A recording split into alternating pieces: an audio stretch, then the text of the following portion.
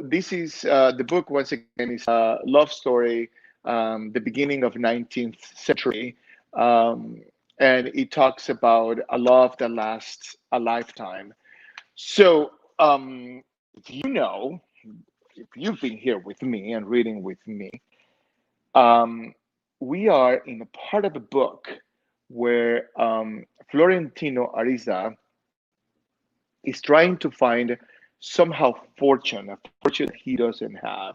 He is the son of a lady who owns a little store or storefront where she sells stuff for home, if you would, like any bedding and rags out of old t-shirts and shirts from the people that had funds in Cartagena at the time, the millionaires or the families of tradition.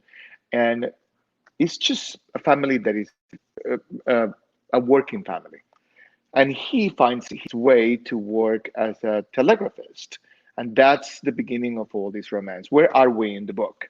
So Florentino Ariza is trying to find a treasure of a sunken ship that is outside in the ocean, the Caribbean Ocean. So he's trying to find funds and make money to seduce the love of his life. And he hires this little kid to go and navigate with him out to the bay to find where these sunken ships are. And through the days and nights that they go back and forth, and he doesn't swim, but the little kid swims and goes down and dives and trying to find something. He realizes that the kid is lying to him about what is down there.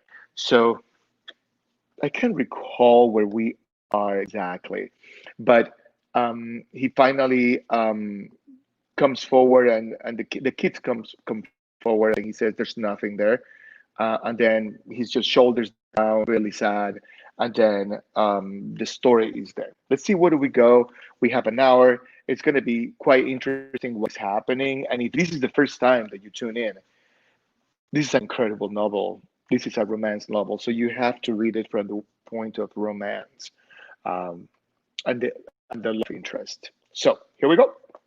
Florentino Ariza spied on her astonishment. Okay, wait a minute. I just have to remember what happened here. Because I believe he wanted to talk to Fermina Daza about what they found down there and the lies the little kid told him. So he has to tell Fermina, I'm sorry, I wasn't able to find the sunken ship with all the treasures. So Florentino Ariza spied on her in astonishment. He pursued her breathlessly. He tripped several times over the baskets of the maid, who responded to his excuses with a smile. And she passed so close to him that he could smell her scent. That's right. She told him she was not interested anymore, and he went into depression. So he's trying to regain her love. And if she did not see him, then it was not because she could not, but because of the haughty, haughty manner in which she walked. To him, she seemed so beautiful, so seductive, so different from ordinary people, that he could not understand why no one was as disturbed as he by the clicking of her heels on the paving stones. Why no one else's heart was wild with the breeze stirred by the sighs of her veils? Why everyone did not go mad by the movements of her braid, the flight of her hands, to the gold of her to the gold of her laughter? He had not missed a single one of her gestures, not one of the indications of her character, but he did not dare approach her for fear of destroying the spell. Nevertheless, when she entered the riches nose of the arcade of the scribes, she realized that he may lose the moment he had waited for so many years. Fermina Daza shared with his schoolmates the singular idea that the arcade of the scribes was a place of perdition, that it was forbidden, of course, to the decent young ladies. It was an arcade gallery across from a little plaza where carriages and freight cars drawn by donkeys were for hire, where popular commerce became noisier and more dense. The name dated from the colonial times when the taciturn scribes in their vests and false cuffs first began to sit there waiting for a poor man's fee to write all kind of documents, memoranda of complaints or petition, legal testimony, cards of congratulations or condolences, love letters appropriate to any stage in affair. They, of course, were not the ones who given that thundering market its bad reputation, but more recent peddlers who made illegal sales of all kinds of questionable merchandise smuggled in the European ships for from obscene postcards and aphrodisiac ointments to the famous Catalonian condoms with iguana crests that fluttered when circumstances required, with flowers at the tip that could open their petals at the will of their user. Very descriptive.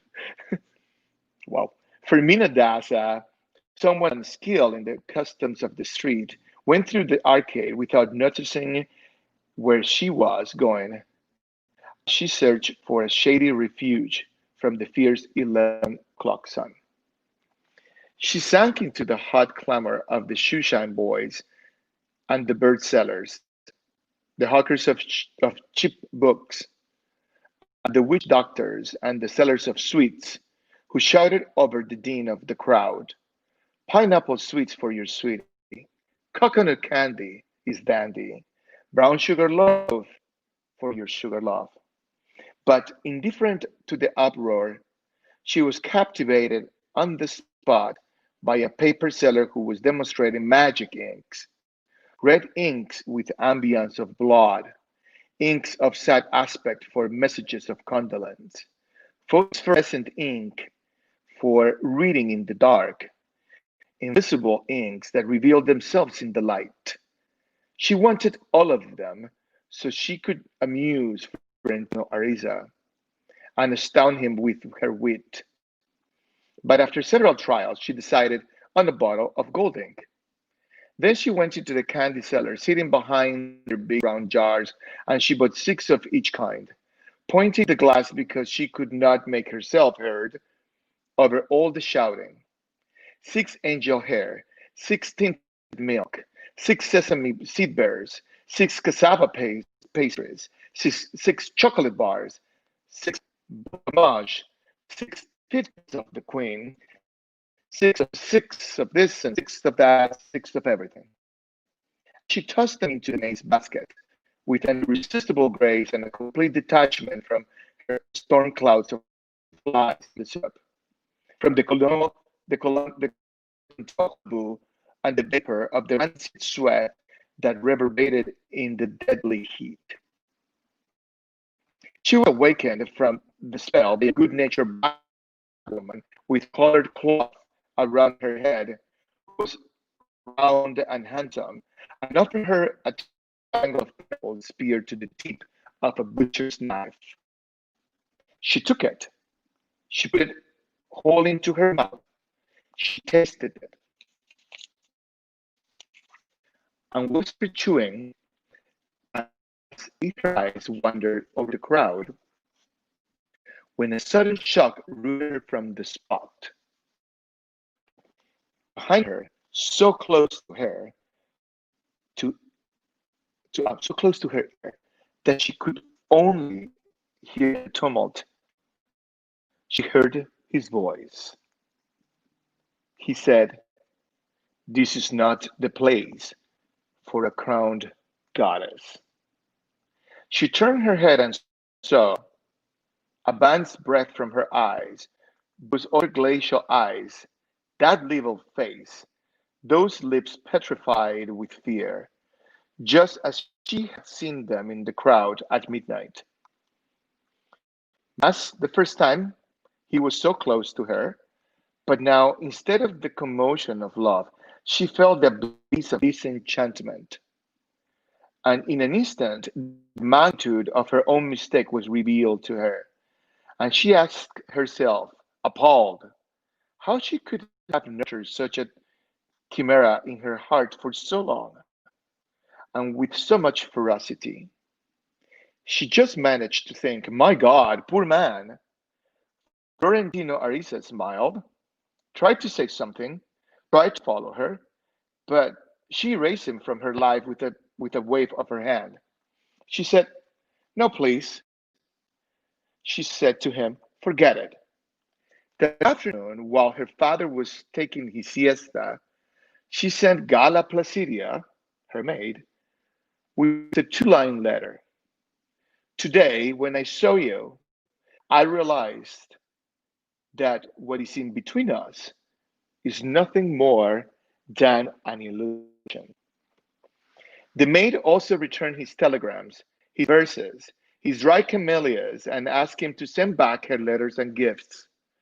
Aunt Scholastica's missal, the veins of leaves from her herbariums, the square centimeter of the habit of St. Peter Clavier, the saint's medals, the braid of her 15th year tied with a silk ribbon of her school uniform.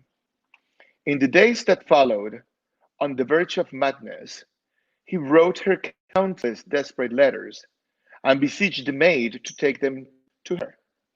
But she obeyed her unequivocal instructions not to accept anything but the returned gifts. She insisted with so much zeal that Florentino Arisa sent them all back except the braid, which he would return only to Fermina Daza in person so they could talk, if just for a moment. But she refused, fearing a decision fatal to her son. Transito Arisa swallowed her pride and asked Fermina Daza to grant her the favor for 5 minutes of her time. And Fermina Daza received her for a moment in the doorway of her house, not asking her to sit down, not asking her to come in, and without the slightest trace of weakening. 2 days later, after an argument with her mother, Florentino Arisa took down from the wall of his room the stained glass case where he displayed the braid as it were a holy relic, and Transito Arisa herself returned it in the velvet box embroidered with a gold thread. Florentino Arisa never had another opportunity to see or talk to Mina Daza alone in the many chance encounters of their very long lives until 51 years, 9 months, and 4 hours later. He repeated his vow of eternal fidelity and everlasting love on her first night as a widow. We're going into another chapter here.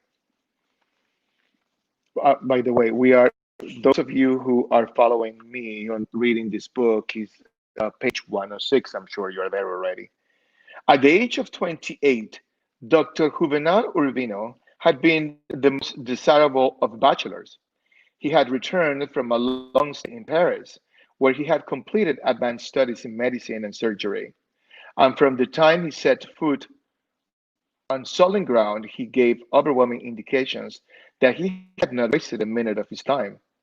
He returned more fastidious than when he left, more in control of his nature, and none of his contemporaries seemed as rigorous and as learned as he and his science. And no one could dance better to the music of the day or improvise well on the piano. Seduced by his personal charms and by the certainty of his family fortune, the girls in his circle held secret lotteries to determine who would spend the time with him, and he gambled too on being with them. But he managed to keep himself in a state of grace, intact and tempting, until he succumbed without resistance to the plebeian charms of Fermina Daza. He liked to say that his love was the result of a clinical error. He himself could not believe that it had happened, least of all at that time in his life when all his reserves of passion were concentrated on the destiny of his city, which he said with great frequency and no second thoughts had no equal in the world. In Paris, strolling arm in arm with a casual sweetheart through the late autumn, it seemed impossible to imagine a purer happiness than those golden afternoons, with the woody odor of the chestnuts and the braziers, the languid accordions, the insatiable lovers kissing on the open terraces. And still, he had told himself with his hand on his heart that he was not prepared to exchange all that for a single instant of his Caribbean in April. He was still too young to know that the heart's memory eliminates the bad and magnifies the good, and that thanks to his artifice, we managed to endure the burden of the past. But when he stood at the railing of the ship and saw the white promontory of the colonial district again, the motionless buzzards on the roofs, the washing of the poor hung out to dry on balconies, and only then he understood to what extent he had been an easy victim to the charitable deception of nostalgia. That's exactly me when I went back home. The ship made its way across the bay through the floating blanket of drowned animals, and most of the passengers took refuge in their cabins to escape the stench. The young doctor walked down the gangplank dressed in perfect alpaca, wearing a vest and a dust coat, with the beard of a young pasteur, and his hair divided by a neat pale part, and with enough self-control to hide the lump in, in his throat, caused not by terror, but by sadness. On the nearly deserted dock guarded by the barefoot soldiers without uniforms, his sisters and mothers were waiting for him along with his closest friends, whom he found insipid and without expectations, despite the sophisticated airs. They spoke about the crisis of the Civil War as if it were remote and foreign, but all had an evasive tremor in their voices, an uncertainty in their eyes that belied their words. His mother moved him most of all. So young,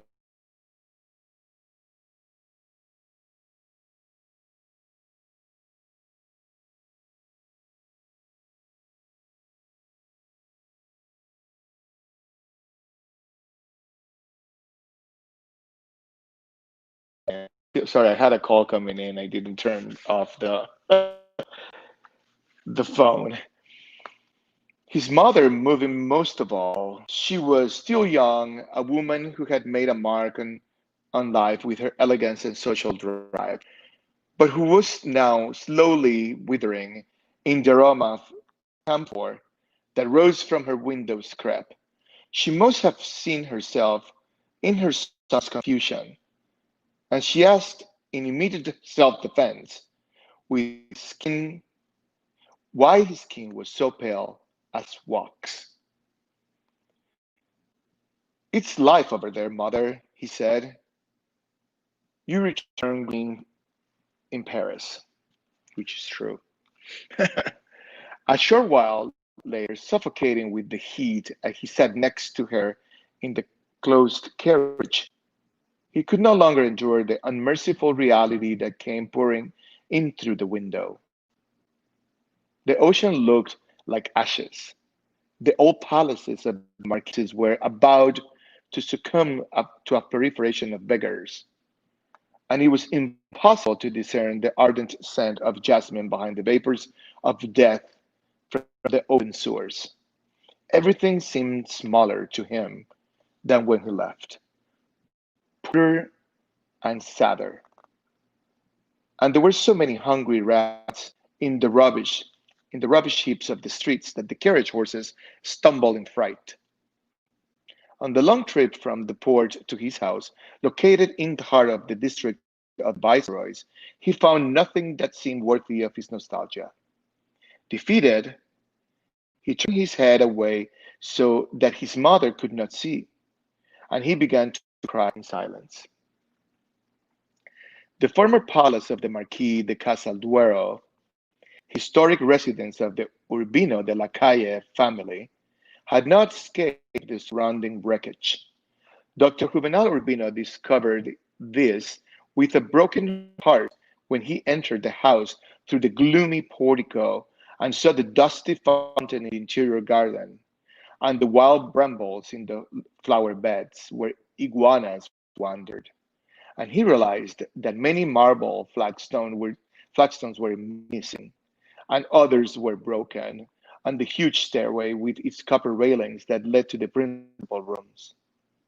His father, a physician who was more self-sacrificing than eminent, had died in the epidemic of the Asian cholera that devastated the population 6 years earlier. I'm going to take a pause. An epidemic that lasted 6 years? That makes you think right now, right? I'm going to read that one again. His father, a physician who was more self-sacrificing than eminent, had died in the epidemic of Asian cholera that had devastated the population 6 years earlier, and with him had died the spirit of the house. Doña Blanca, or Lady Blanca, his mother, smothered by mourning that was considered eternal, has substituted the evening novenas, that's the 9 days you pray, for her dead husband celebrated lyrical soirees and chamber concerts. His two sisters, despite their natural inclinations and festive vocation, were fodder for the convent. Dr. Juvenal Urbino did not sleep at all on the night of his return. He was frightened by the darkness of the silence, and he said 3 rosaries in the Holy Spirit and all the prayers he could remember to ward off calamities and shipwrecks and all manner of night terrors, while a curlew that had coming through a half-closed door sang every hour on the hour in his bedroom. He was tormented by hallucinating screams of the mad women in the divine shepherdless asylum next door, harsh dripping from the water jar into the wash basin, which resonated through the house, the long-legged steps of the curlew wandering in his bedroom, his congenital fear of the dark, and the invisible presence of his dead father in the vast sleeping mansion.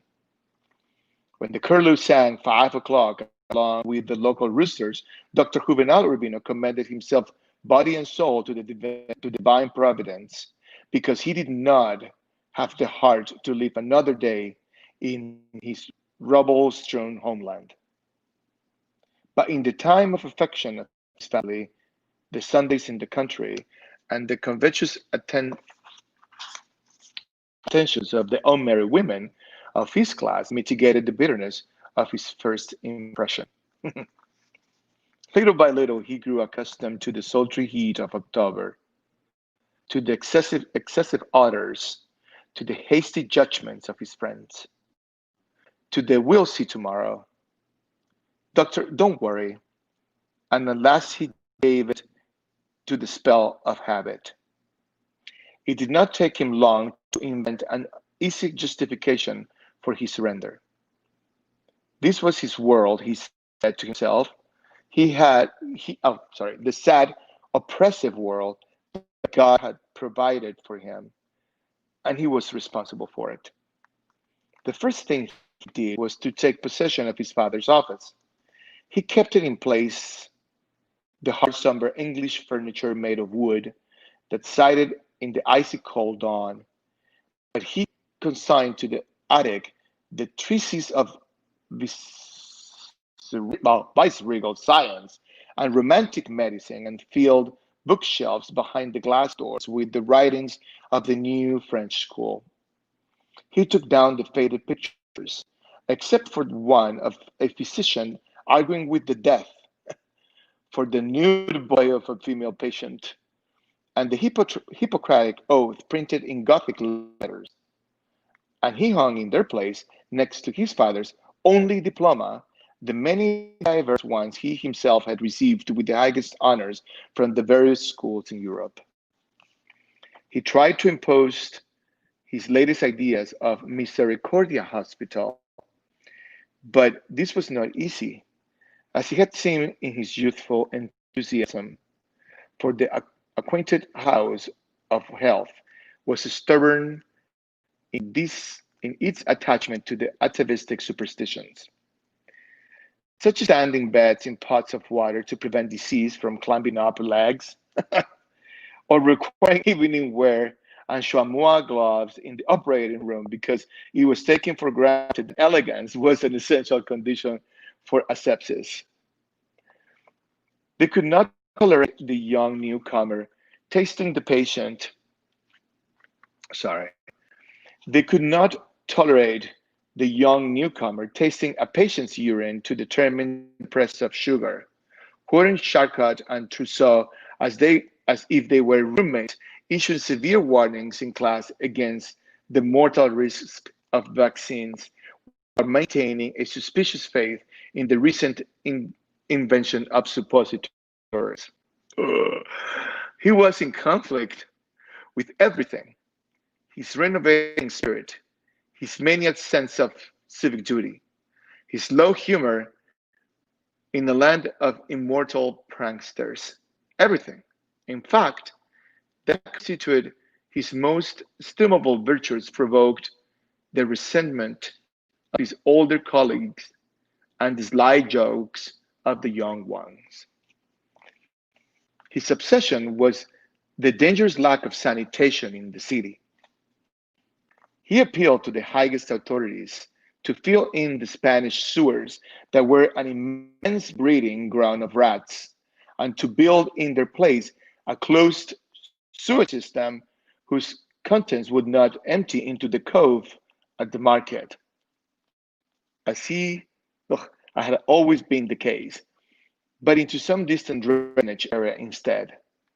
The well-equipped colonial houses had latrines with septic tanks, but two-thirds of the population lived in the shanties at the edge of the swamps and relieved themselves in the open air. The open air. Sorry. The excrement. Oh my God, yeah, we don't think how people live or how was the life in colonial times. This is nasty. The excrement dried in the sun turned to dust and was inhaled by everyone along the joys of Christmas in the cool, gentle breezes of December. Dr. Juvenal Urbino attempted to force the city council to impose an obligatory training course so that the poor could learn how to build their own latrines. He fought in vain to stop them from tossing garbage into the mangrove trinkets that over the century had become swamps of putrefaction, and to have them collected instead at least twice a week and incinerated in some uninhabited area. He was aware of the mortal threat of the drinking water. The mere idea of building an aqueduct seemed fantastic, since those who might have supported it had underground cisterns at their disposal, where the water rained down over the years was collected under a thick layer of scum. Amongst the valued household articles of the time were carved wooden water collectors whose stone filters dripped day and night into the large earthen water jars. Oh, yeah, I see. To prevent anyone from drinking from the aluminum cup used to dip out the water, its edges were jagged as the crown of a mock king. The water was crystalline and cool in the dark clay, and it tasted of the forest. But Dr. Juvenal Urbino was not taken in by these appearances of purity, for he knew that that despite all precautions, the bottom of each earthen jar was a sanctuary of wait worms. He had spent slow hours of his childhood watching them with an almost mystical astonishment, convinced along with so many other people at the time that the water worms were animes, supernatural creatures who, from the sediment still water, courted young maidens and could inflict purest vengeance because of love. As a boy, he had seen the havoc they had wreaked in their house of Lazara Conde, a schoolteacher who dared to rebuff the animals, and had seen the watery trails of glass in the street and the mountain of stone they had thrown at her windows for 3 days and 3 nights. And so it was a long while before learned that waterworms were in reality the larvae of mosquitoes. But once he learned it, he never forgot it, because from that moment on, he realized that they and many other evil animals could pass through our simple stone filters intact. Yuck. For a long time, the water in the cisterns had been honored as the cause of the scrotal hernia that so many men in the city endured, not only without embarrassment, but with a certain patriotic insolence. Juvenal Urbino was in elementary school, he could not avoid a spasm of horror at the sight of men with ruptures sitting in their doorways on a hot afternoons, fanning their enormous testicle as if it were a child sleeping between their legs.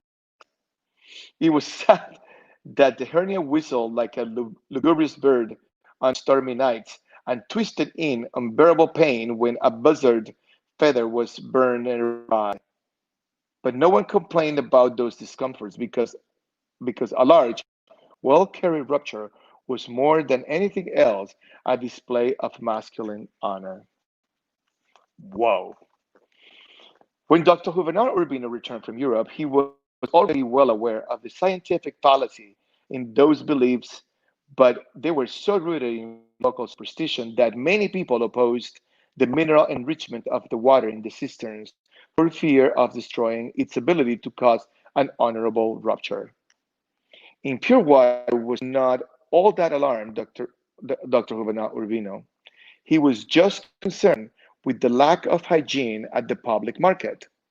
A vast extension of clear land along Las Animas Bay, where the sailing ships from the Antilles will dock. An illustrious traveler from the period described the market as one of the most varied in the world. It was rich, in fact, and profuse and noisy, but also perhaps the most alarming of the markets. Set on its own garbage heap. Oh my God, I'm about to think of what we're going through today and the markets. You know where we are today because of a Chinese market that was not safe. Anyway, continue. An illustrious traveler of the period described the market as one of the most varied in the world. It was rich, in fact, and profuse and noisy, but also perhaps the most alarming of the markets. Set on its own garbage heap, at the mercy of capricious tides. It was the spot where the bay belched filth from the sewers back onto land. The offal from the adjoining slaughterhouse was also thrown away there. Se- severe heads, roaring viscera, animal refuse that floated in sunshine and starshine in the swamp of blood. The buzzards fought for it with the rats and the dogs in a perpetual scramble along the dear and succulent capons of Sotavento hanging from the eaves of the market stalls, and the spring vegetables from Arjona displayed on straw mats were oh, all over the ground. Dr. Urbino wanted to make the place sanitary. He wanted a slaughterhouse built somewhere else and covered market constructed with stained glass turrets, like the one he had seen in the old boquerias in Barcelona, where the provisions looked like so splendid and clean that he seemed ashamed to eat them.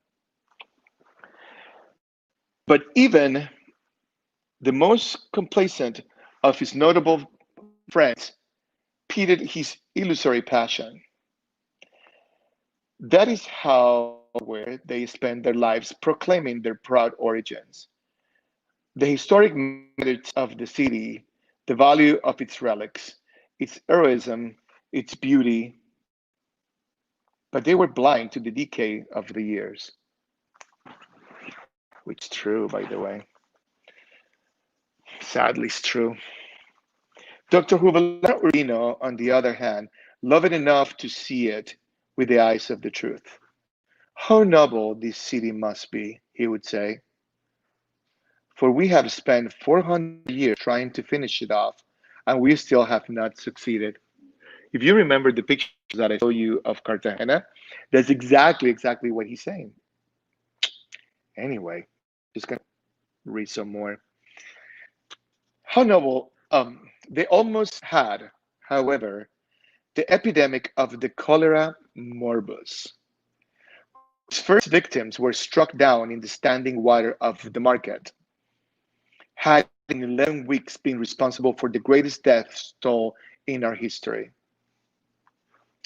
Until that time, the eminent dead were interred under flagstones in churches in the exclusive vicinity of archbishops and capitulars, where, oh gosh, sorry, today this phone is just going nuts.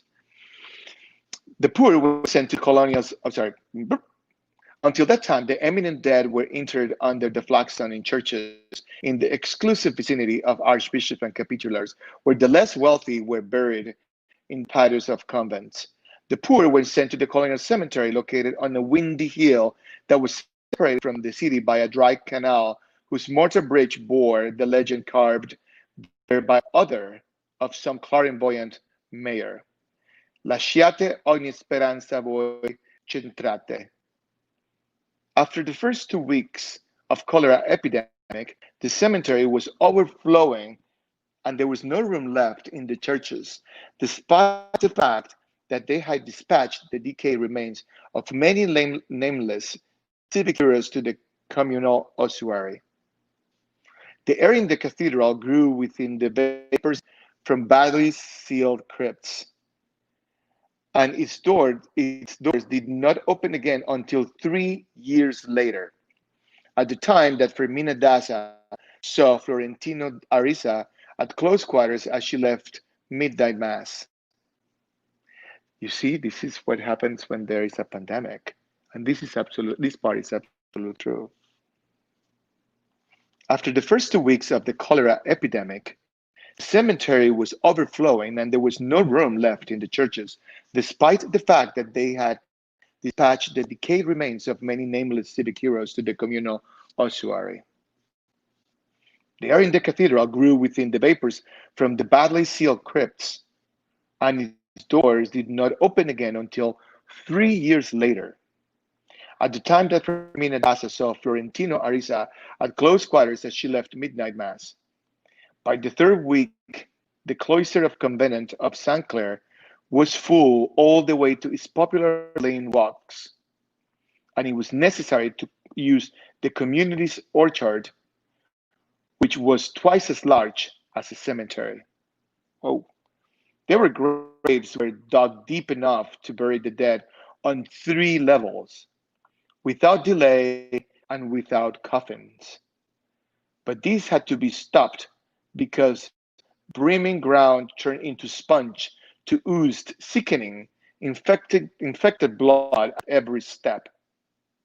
Then arrangements were made to continue burying in the hand of God, a cattle ranch less than a league from the city, which was later consecrated as the Universal Cemetery.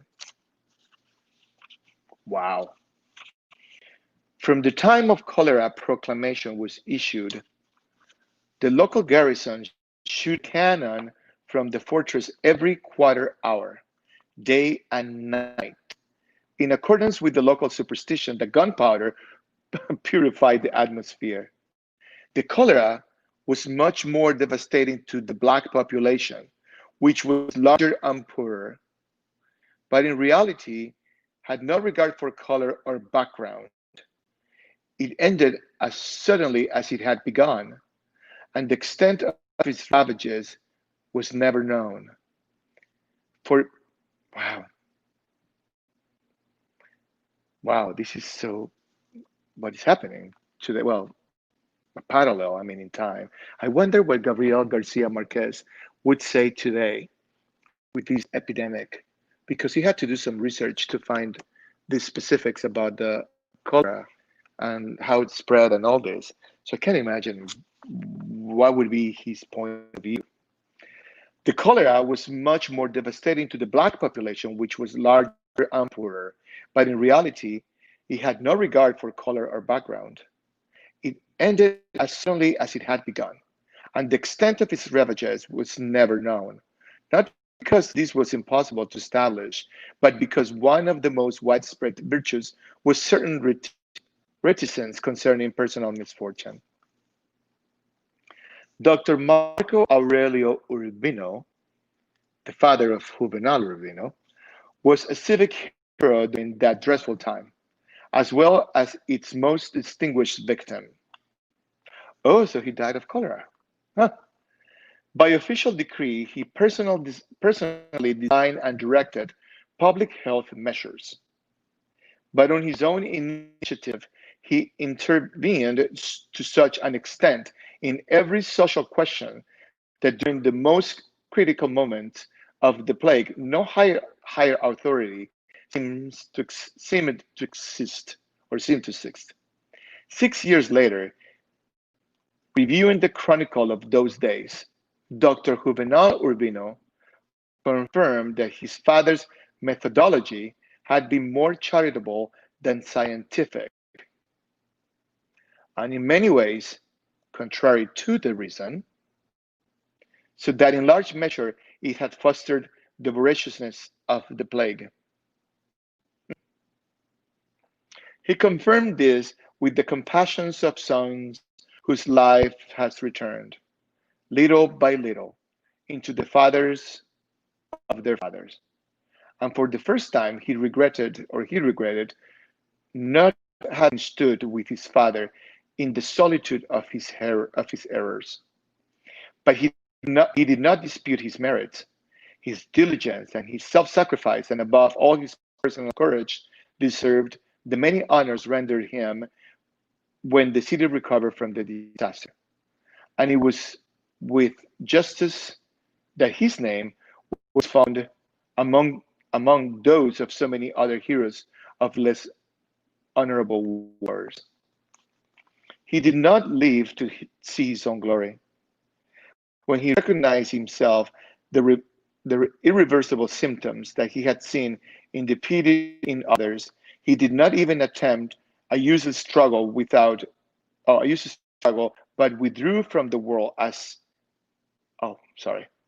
when he recognized in himself that the irreversible symptoms that he had seen and pitied in others, he did not even attempt a useless struggle, but withdrew from the world so as not to infect anyone else.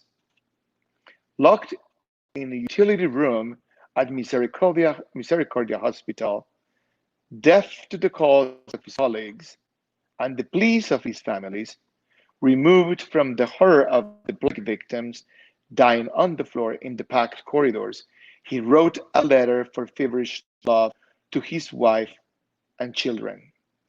A letter of gratitude. Oh, this is his father who died of cholera. A letter of gratitude for his existence, in which he revealed how much and with how much fervor he had loved his life. It was a farewell of 20 heartrending pages in which the progress of the disease could not be observed in the deteriorated script, and it was not necessary to know the writer to realize that he had signed his name with his last breath. In accordance with his instructions, his ancient body was mingled with others in the communal cemetery and was not seen by anyone who loved him. 3 days later in Paris, Dr. Juvenal Urbino received a telegram during supper with friends, and he toasted the memory of his father with champagne. He said he was a good man. He later would reproach himself for his lack of maturity. He had avoided reality in no other to cry. But 3 weeks later, he received a copy of the posthumous letter, and then he surrendered to the truth. All at once, the image of the man he had known before he knew any other was to reveal to him in all its profundity. The man who had raised him and taught him and taught and taught him and had slept and fornicated with his mother for 32 years, and yet who before that letter had never revealed himself body and soul because of timidity, pure and simple. Until then, Dr. Juvenal Urbino and his family had convinced of death as a misfortune that befell others people's fathers and mothers, other people's brothers and sisters and husbands and wives, but not theirs. Well, they were people whose lives were slow, did not see themselves growing old or falling sick or dying, but who despaired little by little in their own time, turning into memories, mists, wow, from other days, wow, until they were absorbed into oblivion. His father posthumous letter more than the telegram with the bad news, hurling him headlong against the certainty of death. And yet, one of his oldest memories, when he was 9 years old, perhaps when he was 11, was in a way an early sign of death in person of his father. One rainy afternoon, the two of them were in the office. His father kept in the house. He was drawing larks and sunflowers with colored chalk on the tile floor, and his father was reading by the light shining through the window, his vest unbuttoned and elastic armbands on his shirt sleeves. Suddenly, he stopped reading to scratch his back with a long handleback scratcher that had a little silver hand on the end. Since he could not reach the spot that itched, he asked his son to scratch him with his nails, and as the boy did, so he had the strange sensation of not feeling his own body. At last, his father looked at him over his shoulder with a sad smile. We have 8 minutes.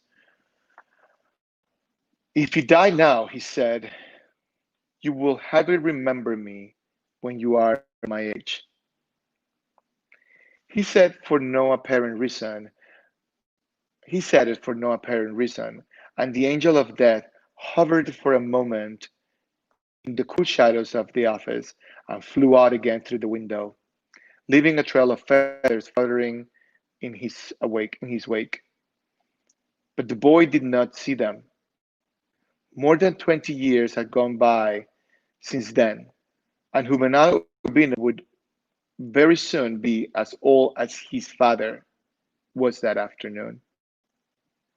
He knew he was identical to him, and to that awareness had now been added the awful consciousness that he was also as mortal. Cholera became an obsession for him. He did not know how much more about it than he had learned in a manner in some marginal course when he had found it difficult to believe that only 30 years before he had been responsible for more than 140,000 deaths in France, including Paris. Listen to this.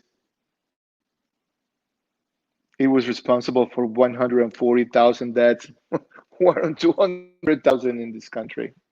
France is smaller too, but I mean, health at that time was totally different. I mean, healthcare was different than today. Anyway, no politics, no counts, but I'm just thinking out loud. But after the death of his father, he learned all there was to know about the different forms of cholera, almost as a penance to appease his memory.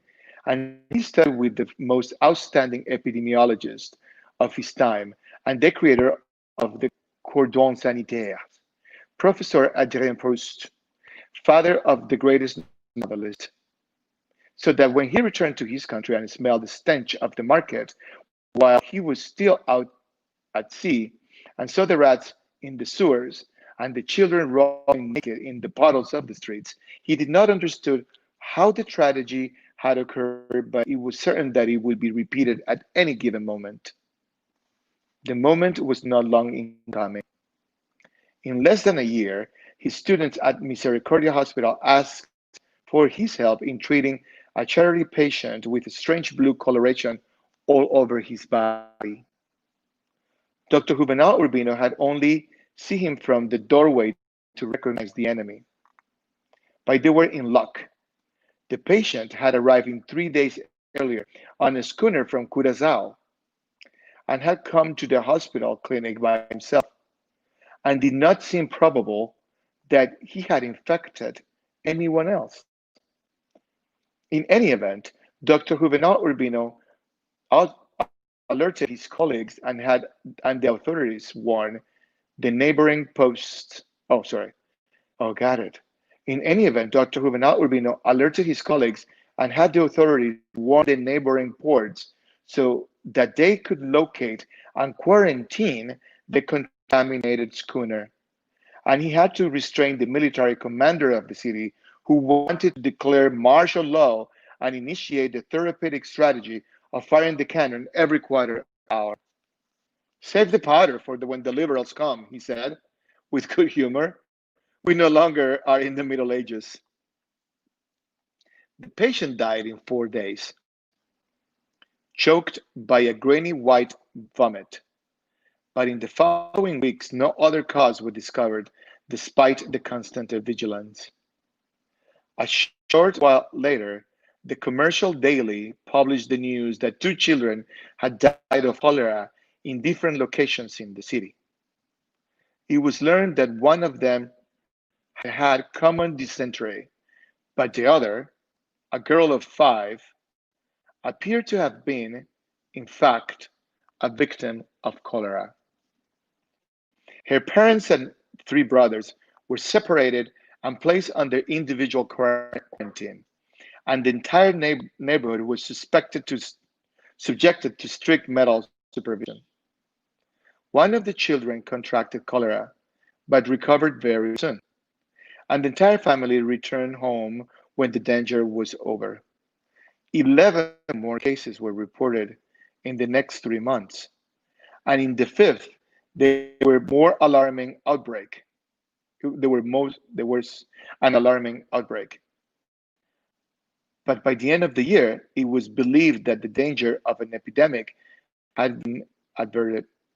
Oh my gosh. No one doubted that the sanitary rigor of Dr. Juvenal Urbino, more than the efficacy of his pronouncements, had made the miracle possible. For that time on, and well into this century, cholera was an endemic, not only in the city, but along most of the Caribbean coast and the valley of the Magdalena River. But it never again flared into an epidemic.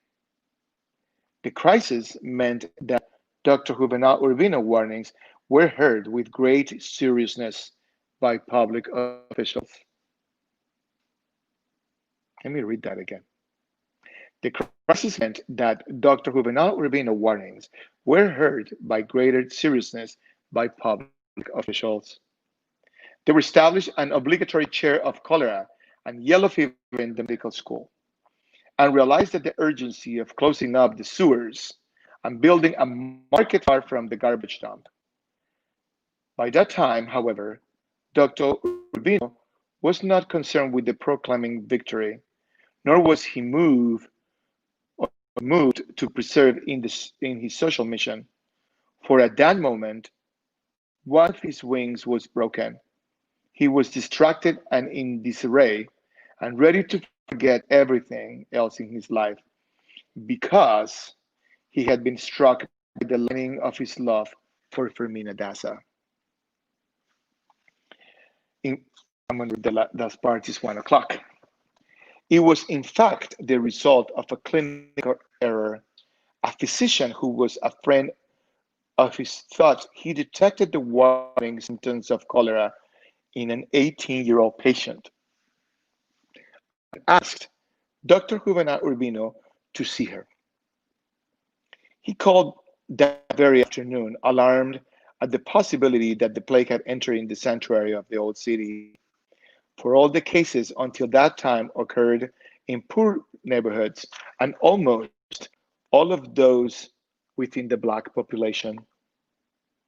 He encountered others, less unpleasant surprises. From the outside, the house, shaded by the almond trees in the Park of the Evangels, appeared to be in ruins, as did the others in the colonial district. But inside, there was a harmony of beauty, an astonishing light that seemed to come from another age. The entrance opened directly into a square civilian patio, what was white with a recent coat of lime and had flowering orange trees and the same tiles on the floor as on the walls. There was an invisible sound of running water, and pots with carnations on the cornices, and cages of strange birds in the arcades. The strangest of all were three crows in a very large cage, who filled the patio with ambiguous perfume every time they flapped their wings. Several dogs, chained elsewhere in the house, began to bark, maddened by the scent of a stranger, but a woman's shout stopped them dead. And numerous cats leapt around in the patio and hid amongst the flowers, frightened by the authority in the voice. Then, then there was such diaphanous silence that, despite the disorder of the birds and the syllables in the water on stone, one could hear the desolate breath of the sea. Shaken by the conviction that God was present, Dr. Urbino thought that such a house was immune to the plague. He followed Gala Placidia, the maid, along the arcaded corridor, passed by the window of serving room where Florentino Arisa had seen Fermina Daza for the first time, when the patio was still scrambles, climbed the marble stairs on the second floor, and waited to be announced before getting into the patient's bedroom. But Gala Placidia came out again with a message. The senorita says you cannot come in because her papa is not at home. We're going to leave it here. As you know, Fermina Daza seemed to be sick, and then her father called upon Dr. Juvenal Urbino, the best doctor in town, to check on her. At that time, like today, um, the pandemic at that time was cholera. Any person who was sick, you always have that element of, how do I say this correctly? You suspicions. They're suspicious that you have COVID. Yeah, like all of us, it happened to all of us. It was like you are sneezing too much, you are coughing too much. You're like, yeah, perhaps I have it. I'm gonna go to get tested. Who knows? So I'm gonna continue next Monday. We have about to be half of the book. I really enjoyed your company, and I have to say thank you to Southwest Shakespeare Company for allowing me to read for you, because now I'm back to read literature, which discipline like I haven't done it for a long time. So this is a treat for me. So I'll see you this Friday at noon. I'll be reading again in Spanish at 12 noon, en español, para aquellos que hablan español, al mediodía este viernes. And then we will see you next Monday when I'll continue to read Life in the Time of Cholera by Gabriel Garcia Marquez. See you all soon. Have a pleasant week. Bye bye.